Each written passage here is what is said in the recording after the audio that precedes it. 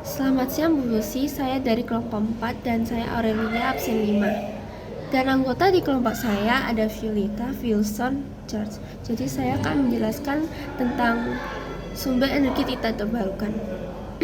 Jadi sumber energi tak terbarukan adalah jenis energi yang berasal dari sumber daya alam yang terbatas dan membutuhkan waktu sangat lama untuk terbentuknya kembali. Mengapa disebut tak terbarukan? Karena proses pembentukannya sangat lama, jauh melampaui usia manusia. Jadi, sekali habis kita akan kesulitan untuk menggantikannya. Contoh, sumber energi tak terbarukan yaitu 1. Batu bara. Terbentuk dari sisa-sisa tumbuhan yang tertimbun dan mengalami tekanan tinggi selama jutaan tahun. Yang kedua, minyak bumi. Minyak bumi berasal dari sisa-sisa organisme laut yang terkubur dan mengalami perubahan kimiawi dalam waktu yang sangat lama. Yang ketiga, gas alam. Sering ditemukan bersama minyak bumi, terbentuk dari proses yang sama. Selanjutnya, tujuan analisis. Nah, tujuan analisis ini memahami keterbatasan. Kita perlu tahu bahwa sumber energi ini tidak akan ada selamanya. Dengan memahami keterbatasannya, kita bisa mencari alternatif energi yang lebih ramah lingkungan. Selanjutnya, mengelola penggunaan. Analisis membantu kita menentukan cara terbaik menggunakan sumber energi tak terbarukan agar tidak cepat habis. Mencari solusi dengan memahami masalah yang terkait dengan energi tak terbarukan. Kita bisa mencari solusinya seperti mengembangkan teknologi energi baru dan terbarukan. Selanjutnya, mitigasi dampak lingkungan. Nah, penggunaan energi tak terbarukan seringkali menimbulkan masalah lingkungan seperti polusi udara dan perubahan iklim. Analisis membantu kita memahami dampaknya dan mencari cara untuk mengurangi dampak negatif tersebut. Lalu saya akan menjelaskan bagiannya, yaitu gas alam. Gas alam adalah singkatan dari liquefied natural gas atau gas alam cair. Bayangkan gas alam yang biasa kita gunakan untuk memasak tapi dibuat sangat dingin sehingga berubah menjadi cairan. Proses pendinginan ini membuat gas alam jadi lebih padat dan mudah diangkut. Penggunaan gas alam dalam kehidupan sehari-hari adalah 1. Bahan bakar untuk memasak. Gas alam yang dicairkan kembali menjadi gas bisa langsung kita gunakan untuk memasak di rumah. Yang kedua, pembangkit listrik.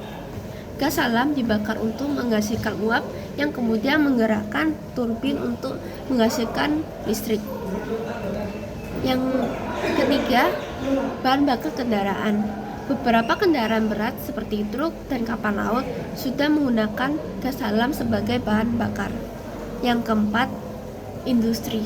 Gas alam juga digunakan dalam berbagai industri seperti pembuatan pupuk dan bahan kimia. Dampak gas alam. Dampak positifnya ada efisien, cadangan besar, dan lebih besar. Dan juga dampak negatifnya efisien, cadangan besar, dan lebih besar. Sama aja bukan? Selanjutnya, batu bara. Batu bara adalah salah satu sumber energi fosil yang paling banyak digunakan di dunia. Ini terbentuk dari sisa-sisa tumbuhan yang terkubur dalam tanah selama jutaan tahun dan mengalami tekanan dan panas tinggi. Penggunaan batu bara dalam kehidupan sehari-hari yaitu 1. Pembangkit listrik. Batu bara adalah sumber energi utama untuk pembangkit listrik di banyak negara. Yang kedua, industri. Batu bara digunakan dalam berbagai industri seperti pembuatan baja, semen, dan pupuk. Selanjutnya, bahan bakar rumah tangga. Batu bara juga digunakan sebagai bahan bakar untuk memasak dan menghangatkan rumah di beberapa daerah. Dampak batu bara yaitu harga yang terjangkau, harganya terjangkau juga. Itu yang positif. Yang negatifnya emisi gas rumah kaca, polusi udara, penambangan yang merusak lingkungan. Selanjutnya bensin adalah salah satu sumber energi fosil yang paling banyak digunakan di dunia. Ini terbuat dari minyak yang mentah yang diproses melalui penyulingan. Penggunaan bensin dalam kehidupan sehari-hari yaitu 1. Bahan bakar kendaraan. Bensin adalah bahan bakar utama untuk mobil, motor, dan kendaraan lainnya. Yang kedua, mesin pemotong rumput. Mesin pemotong rumput sering menggunakan bensin sebagai bahan bakar. Yang ketiga, generator listrik. Generator listrik portabel sering menggunakan bensin sebagai bahan bakar. Nah, dampak positifnya itu ada efisien, mudah diangkut dan disimpan. Negatifnya, emisi gas rumah kaca, polusi udara, dan ketergantungan pada impor. Nah, solusinya pengurangan emisi, carbon capture and storage atau CCS.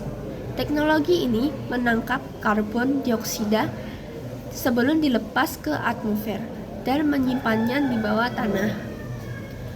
Flue gas desulfurization. Nah, teknologi ini mengurangi emisi sulfur dioksida dari pembangkit listrik berbahan bakar fosil. Nah, selanjutnya kendaraan listrik. Menggantikan kendaraan berbahan bakar fosil dengan kendaraan listrik yang menggunakan baterai atau sel bahan bakar hidrogen. Selanjutnya, efisien energi. Meningkatkan efisiennya penggunaan energi dalam berbagai sektor seperti industri, bangunan, dan transportasi. Nah, selanjutnya teknologi ramah lingkungan. Efisien energi. Meningkatkan efisien penggunaan energi dalam berbagai sektor seperti industri, transportasi, dan bangunan. Contohnya, penggunaan peralatan elektronik dengan label hemat energi, penerapan sistem manajemen energi di gedung, dan pengembangan kendaraan listrik yang lebih efisien.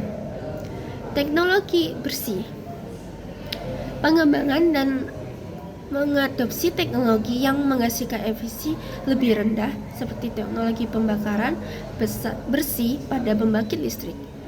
Penggunaan katalis untuk mengurangi polutan kendaraan dan pengembangan proses produksi yang lebih ramah lingkungan.